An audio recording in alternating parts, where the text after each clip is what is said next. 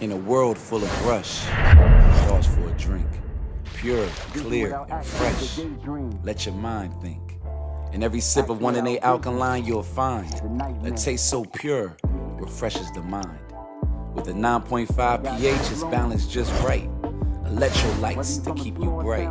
Potassium fuels your everyday, keeps you glowing in every way. Drink water and mind your business until it's time to stand on it. 1 and 8 alkaline, the water that keeps you glowing. Let's glow.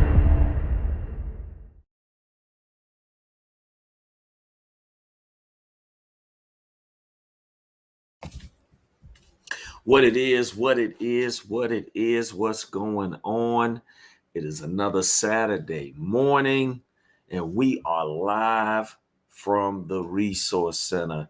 I hope everybody has had a blessed week and a wonderful kickoff to your weekend. Happy to be back with you as I sent the reminders out, but I told you we're going to move back an hour, try to catch a little more of you up. So hopefully to keep getting the engagement and people popping in and maybe joining the conversation. So it looks like we're rolling on Instagram. I was a little worried because there was some alerts saying that there was some difficulties with connecting to certain platforms. But it looks like it's rolling. As you see, I got my Bandemic shirt on. I don't know, but if you're in the Triad local area, it's one of the most popular cover bands in the area with the lead singer who is my brother, and they just celebrated 5 years together last night um, at Joymongers, which is a local establishment here in Greensboro. So I thought I'd just pop on and wear that in honor of them. So real quick as I make sure everything is posted and popping up. Um, we won't hold you too long, but once again, want to touch on some things. This past week, well, last Saturday, we kind of talked about, or lifted up something that might not be in mainstream media as much, but we lifted up the situation that's going on in Sudan. Today, just lift up a little information and some ways to help with the situation that's going on in the Democratic Republic of Congo, because once again, many times these things are kind of breezed over or not covered in our mainstream media. So just want to lift up and offer opportunities and ways you can help.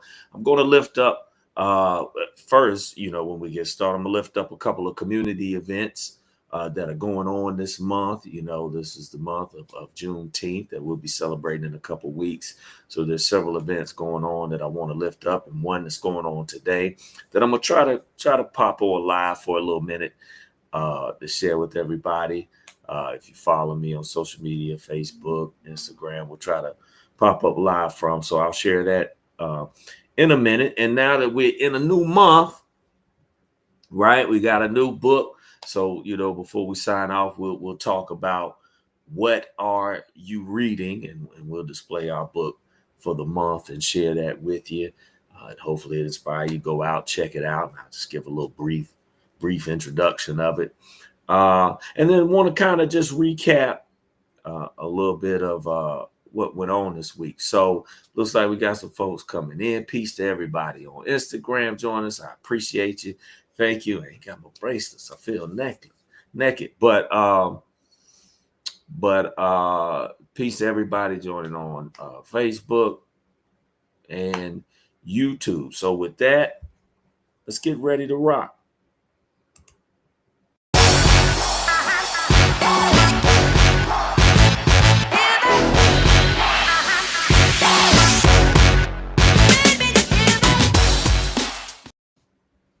All right. We are live from the Resource Center, and I'm your host, Pastor Ben, aka Be Free, whatever you want to call me. But just thankful to be with you this Saturday morning. So first, I want to lift up some things that's going on in community, because as the name says, we are the Resource Center.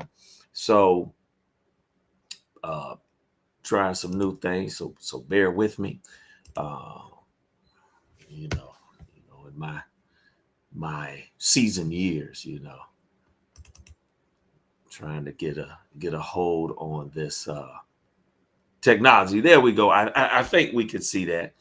Let me see if I can make it a little bit, get myself out of there. Well, I don't need to do that. It'll stay right there.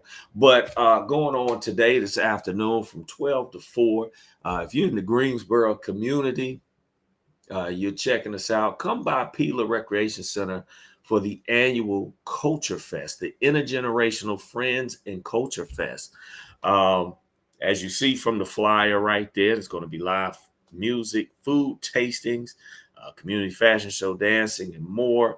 What the Culture Fest kind of incorporates is various groups from various nationalities and cultures that come out and celebrate, perform, and share things of their culture.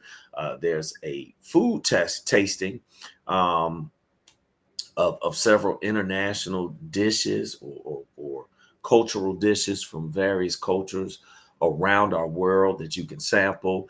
One of the, as you see, the co-sponsoring groups there, you have the Community Connection with the police department who comes out and they grill out with hot dogs, burgers, and have that as well. There are many groups that vendor or resource groups that vendor during this. So and their focus for our senior community, if you want to call that. I know we got some we North Carolina, we kind of say active adults, right? But there are a lot of resources for that. I think there's going to be free eye screenings. I know last year we had the health screenings. I'm not sure if that's going to be there, but there'll be vendors and resource vendors. So please come on out for the community, the area, the city. If you're in the Triad and you want to come on up to Greensboro, come on out. And that's from 12 noon until 4 p.m. today. So please come on out and celebrate intergenerational friends and the various cultures that we celebrate in our community, in our city. So with that, couple more things I want to share. As I said, this is the month for Juneteenth. So first and foremost, let me share this, and I hope it comes through on your screen. I try to get it. I can't make it bigger, so I hope you can see it pretty well. But the Indigo's Cultural Arts Center is presenting the African School, which they're relaunching the African School and with the Juneteenth edition, and they'll have a couple of programs. First on that Thursday, June 19th, they'll have their community activist panel and discussion. And all this will take place at the International Civil Rights Museum in Greensboro. It is free, but they'll have the panel discussion on that Thursday at 6 p.m. And then from 10 to 2 on that Saturday, June 21st, they'll have the interactive family workshops for ages 7 and up. So come on out to the International Civil Rights Museum, which is downtown Greensboro on Elm Street.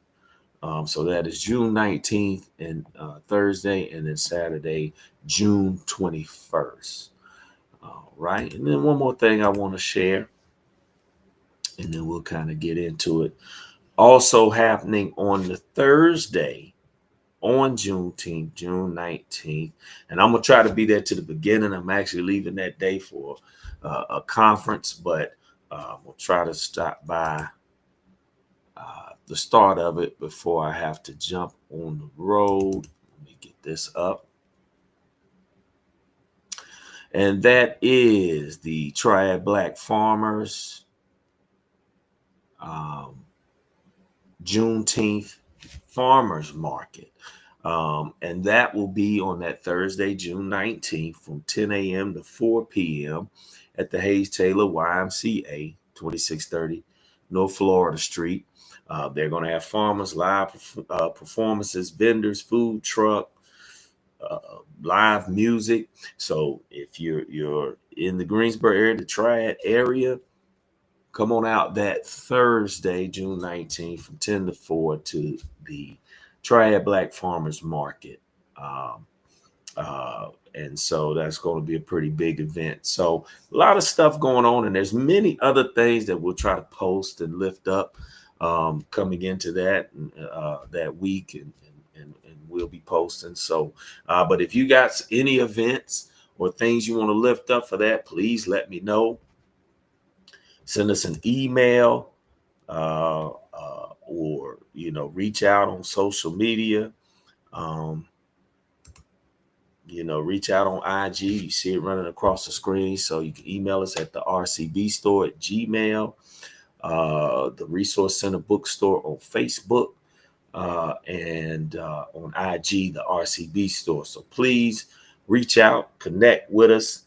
If you have events or things going on that you want to lift up, and do that. And also, just a shout out to Amelian, the poet, and his partner, A. Zachary Shepard, for coming on this past week. You saw me play the commercial at the beginning, right, of his 1 in a Million water. I just drank my bottle. I don't have a new bottle right here with me, but we'll continue to post information on that. But if you want to find out more about that alkaline water, which is amazing, just go to the number one NA store.com, and you can get more information about the 1 in a Million water. So with that, let me just start right there, just to reflect this past week. We had an amazing show on Wednesday. We do our Wednesday wisdom every Wednesday. Time's been varying between 7, 8, 9. Just kind of depends on the flow of the day and the availability of the guests. But had an amazing show, and just listening to Amelian's story about how he got started and the processes that he went through to bring this to the community. Amongst the other things that he does in the community, he's been awarded the Key to the City, I think twice, in Dover, Delaware. So he continues to uplift his community, but he brought out the basic understanding that, the basic component or foundation component of life is water. So why not continue to connect with the people and come together through water, which makes up the majority of our body. We need it for life, right? And it's doing it through something he's passionate about, health and wellness. If you follow Amelian, you'll see he posts videos where he's working out, he's staying in shape. He's a former athlete. He has a daughter who's about to be a Division I athlete. So he's very intentional about health, wellness, and so all that accumulated through his poetry, his books, his music, which he has been celebrated as an international artist, and now through the water, which links all of us, and we know that water equals life, and you must stay hydrated the right way, right, with ions and alkaline. Let me do this. I'm gonna put on a little bit of the health hat. I don't know, you see some of this, that top row, I got a lot of my health eating books. Sometimes I get out of sync and get out of tune, but I'm getting it back. I'm trying to get it back. But we do know we have to find that balance between alkaline and acidity, because you need that right pH balance, for food digestion and everything. But we do know that the regular water that we might get from tap or spring is not truly the same water that's in our cells, in our body, right? It's not the same count of ions. So you do need for proper hydration to make sure you're getting water and getting ions too. You find a lot of alkalinity in spring water. Some people have specific ionized water. Um, or alkaline water specifically. What I do a lot, if I run out of my 1 in a million water, I usually do spring water and I put lemon juice or lime juice in it, just to get those electrolytes.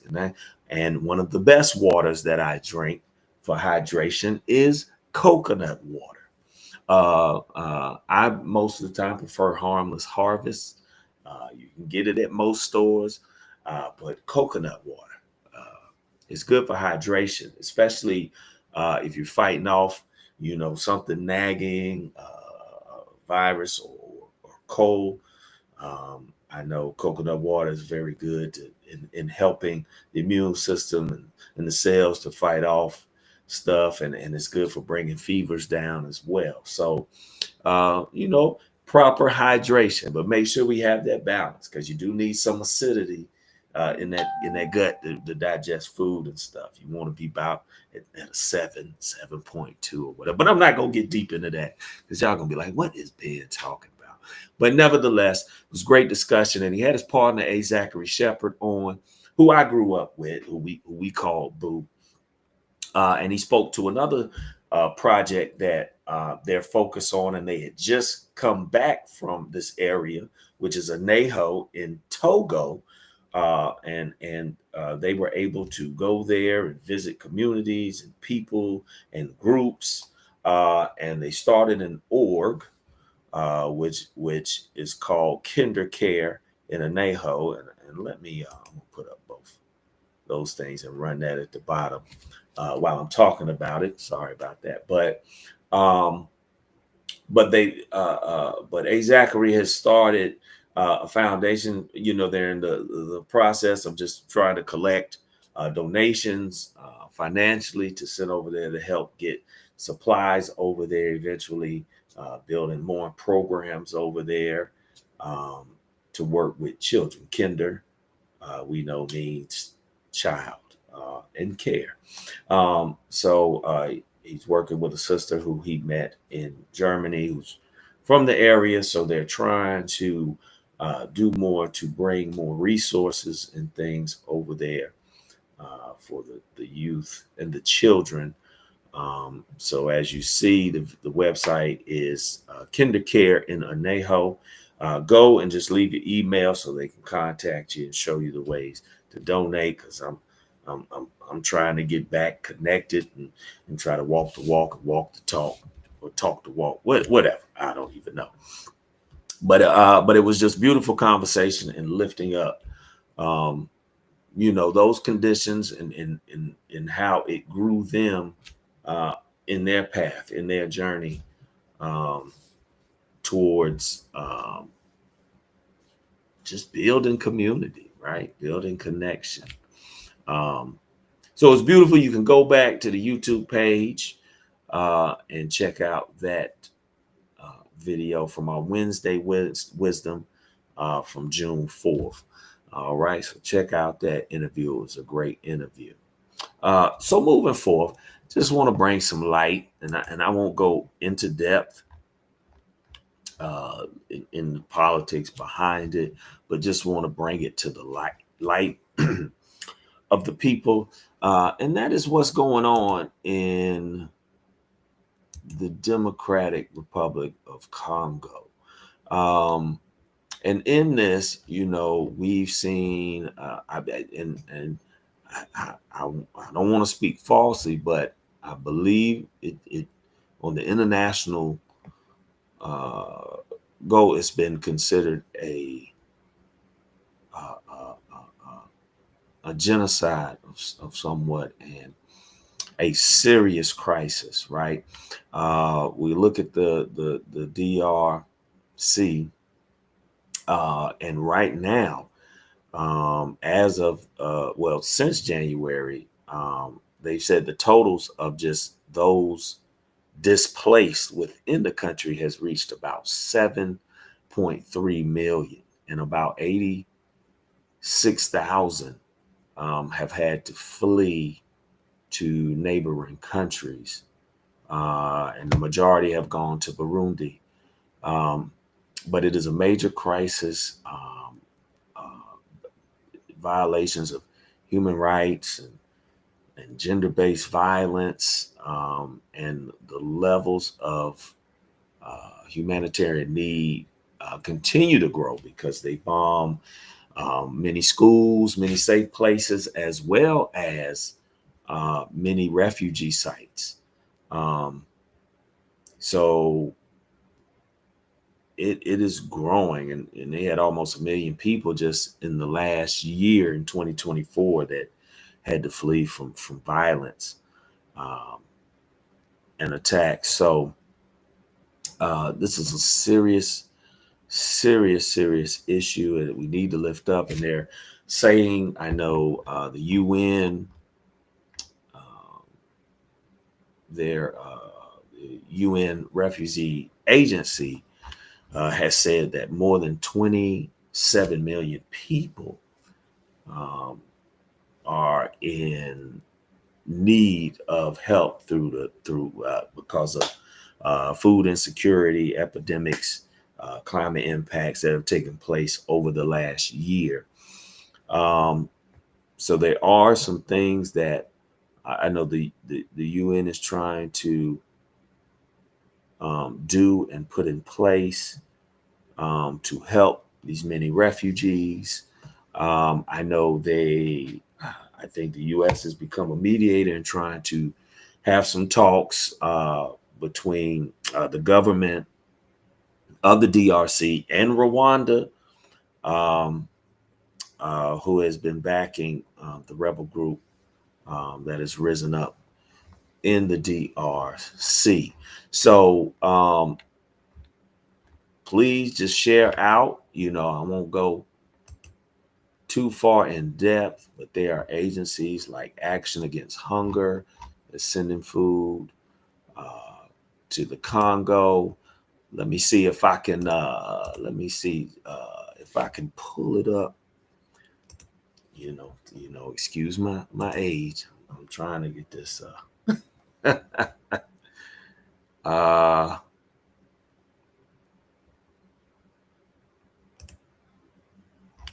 let me see. No.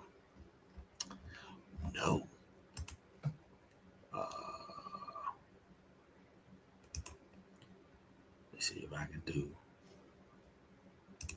But if I can't, y'all, I will try to post it in the chat.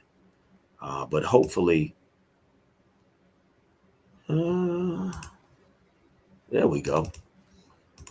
Let me see how this comes through. I'm gonna do a share screen first and see if it comes through. There we go.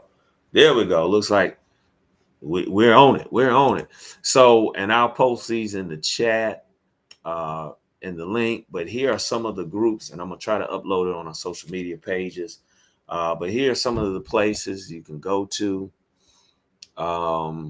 International Rescue Committee, Save the Children, Doctors Without Border, the International Committee of the Red Cross, United Nations, CARE, and there's little descriptions here. I won't go through all those. The World Bank, Mwindo in Congo, War Child, the UNHCR, there's CARE again, the PWI Foundation.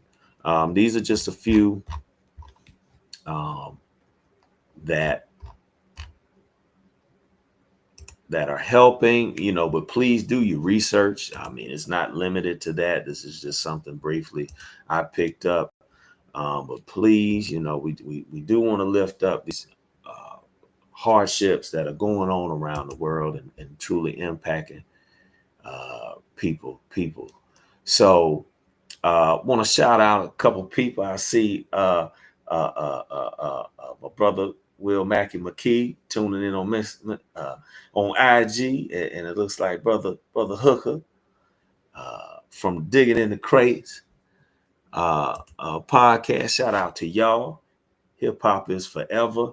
I was gonna get into some gospel of hip hop today, but I ain't gonna do that.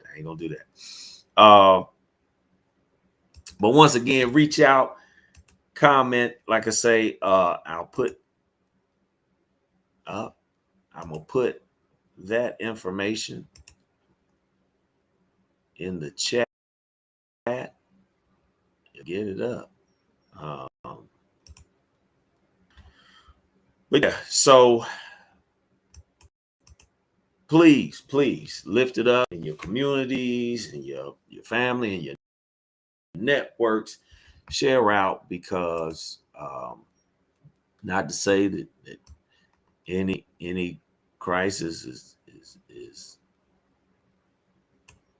worse than any other or state, but we do want to lift up those that don't often catch the mainstream public's eye. So that's in the chat. It's long, but please copy and paste that. All right. So moving along, I see we about at 30 minutes. I ain't gonna hold you long. But I did want to run through that real quick. And also, once again, remember, like, share, subscribe, send out. My schedule has changed a little bit, so I'm gonna be ripping and running today, and I have the opportunity to share in the reaffirmation of vows of one of my close friends growing up, brother D Mac, one half of Names Are Not Important podcast, which I do with him. We've been on a little break, but got to connect because his parents are celebrating 40 years, and they're reaffirming their vows and their marriage union, and they asked me to be a part and kind of facilitate. So I'm looking forward to that and celebrating love, 40 years and the joy and beauty that's come out of that union through children, grandchildren, great grandchildren, and so much. So truly thankful for that. And I'm gonna be at the Culture Fest. So please come on out. My brother Karinga Rifu and his children's cooking crew will be preparing the international flavors there. You don't want to miss it. He's going to have the drinks, the international drinks, the sorrel, everything. So please come on out to that and celebrate in community with the many cultures we celebrate in the Greensboro area today, 12 noon to 4 o'clock. So let me do this. I'm gonna touch on our book, but let me shout out our outgoing book that we finished up for the month, and I want to make sure give one last plug to that. But that is Everybody Eats: Communications in the Path to Food Justice, with our show friend who was when we relaunched the 2.0. Right, the Saturday mornings, she was a part of the cast, and that's Dr. Naisha Douglas, who co-wrote this with Dr. Marianne LaGreco. But powerful book highlighting what we can do as a community when we understand what is community, right? To address some of the social issues and needs, right, within our community. So they saw the data. Many groups came together, many factions, many citizens came together to address it, and they made an immediate difference, and which was even tougher when COVID hit. So, but they were able to adapt because they had established their resources, they established their network, which came together as community, and were able to change the narrative for not just Greensboro, but also Guilford County. So it's powerful. So please pick up that book, and I hope it will motivate you and push you in your endeavors. So with that, now I got to come to a different level with this month's book and a different spiritual level. All right. And this book could be life changing. So our book of the month, I should have got like a little dun, dun, dun, some horns or something, but and we'll post it and put it up. But let me see. I like this. This is organic right here, like we really at the bookstore. All right. So I booked this month, and my light is bright. We'll try to shift it that way a little bit. But will be Of Water and the Spirit by Malidoma Somé, right? Ritual magic and the initiation in the life of an African shaman, right? Sometimes we get a little, oh, right, when we hear ritual and magic. But it's interesting just to give an introduction to this. And I want to know what y'all are reading. If you're in book groups or you're out there or you're reading something, you do personal readings, let me know what you're reading, because I'm always open to new things. But what's interesting to give an introduction to Dr. Somé. He speaks about basically trying to navigate this life between his indigenous West African culture, because he was born in Burkina, what is now Burkina Faso. At the time, it was still Upper Volta, right?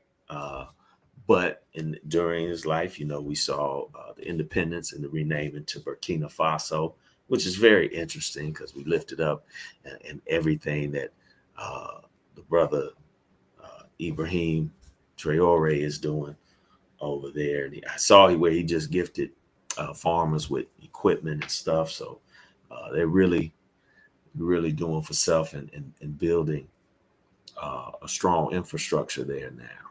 But anyway, he speaks to the overall I don't want to say struggle, but the challenge in navigating between his indigenous culture and Western colonized culture, because as he kind of speaks in his introduction, at a young age, he was taken from his parents by Jesuit missionaries, right? And then taken and then kind of indoctrinated into Western culture. And I hope I'm doing justice with the paraphrase, but I'm just trying to move through it. But so he grew up kind of in this Western culture until he was about 20. And then he came back to his native village with his family and people. And, it kind of touches on kind of getting reacquainted with his community, and then going through the initiation rites, because his people are the Dagara people. And then he speaks, to going through the initiation rites, which is very challenging. I don't want to give away too much, but he speaks to that, and then how he had to kind of reprogram himself back to embracing his culture, but then moving forward, right, through the education systems that were set up by the French, his journey, even reaching, his doctorate level, and then coming back to America, and even speaking to, and he dives into how you could even say in his traditional African garb, the perception as a PhD, as it is in his country, when you move to that level of education, he talks about, you know, how the adaptation to the Western culture is very prominent as those move into the academic arena, right? And they become suit and tie, three-piece suits, ties versus the traditional tribal or indigenous wear, to whereas in America, it's even more accepted, and I guess it draws people more. Him being a doctor and academic, but still wearing what is native to him.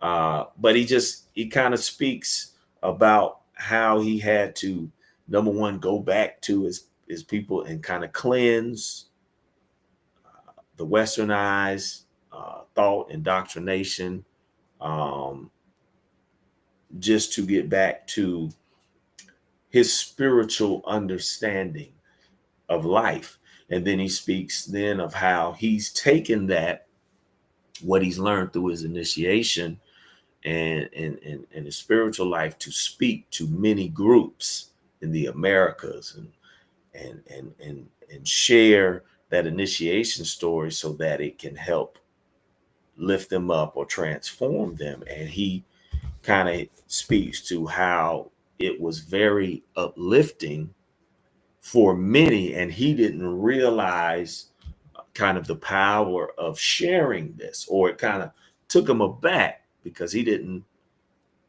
know, you know, how people would receive this because of, we'll just say, the connection to the material world versus spiritual connection, and the different views. But basically, you know, it's his journey in sharing his initiation and his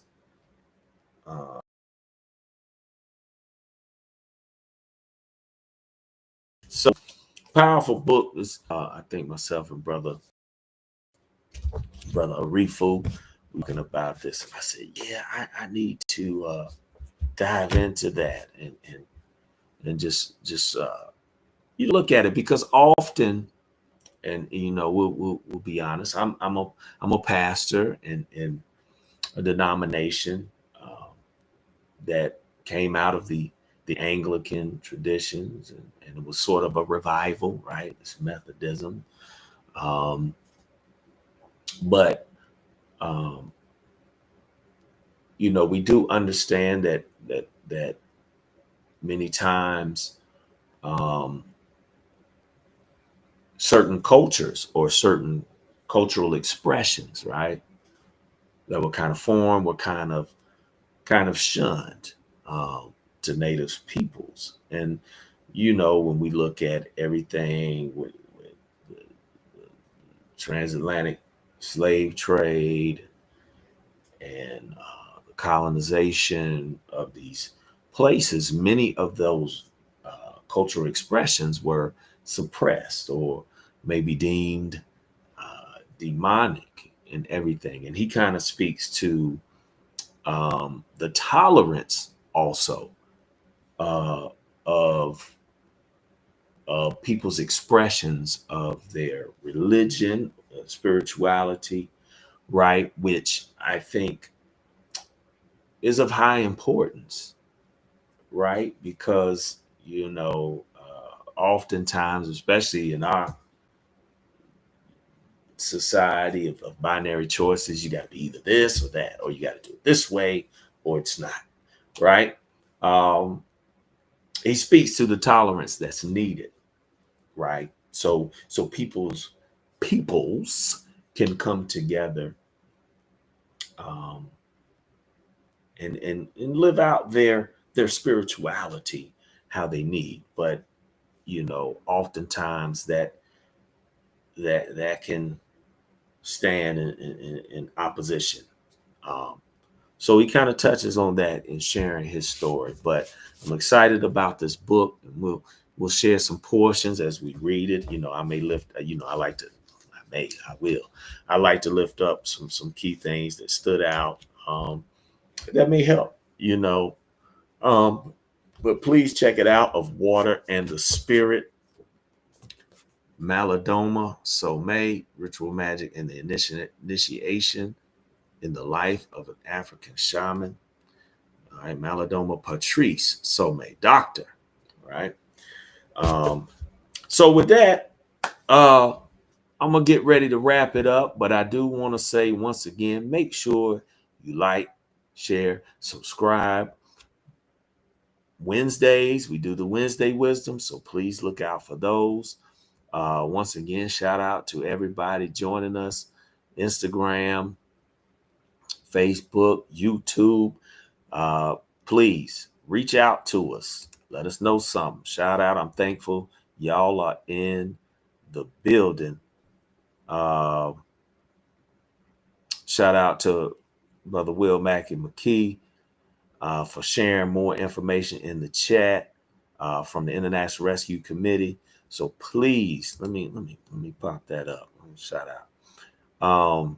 Decades of conflict, right? And once again, these things aren't often lifted up. So please do your research. I don't, we never say just stop where what we provide, but do your research. Maybe find some things because any little thing we can do and just lifting it up and sharing, $5, $10 to these efforts. Please, we can do it. And if you have please share with us if there are other programs and things that you're trying to lift up so that we can bring to the attention of everybody, because we want to just be a resource to help anybody who's doing good for humanity. I ain't even gonna just say communities, or humanity. So if you're doing something that's good for humanity, please reach out so we can lift it up, and share with our base. Mabote, I hear you. I hear you. So on that note, once again, like, share, subscribe. I'm gonna get ready. I gotta go do help with some setup for this Culture Fest. Not just attending. I'm working to help too. We try to get in there and be on the ground to help. But I hope you have a blessed Saturday, blessed weekend. Thank you for joining in. Once again, I'm gonna say it like this. Hold on, let me do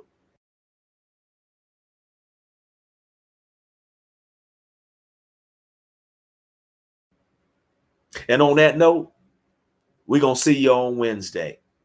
Peace.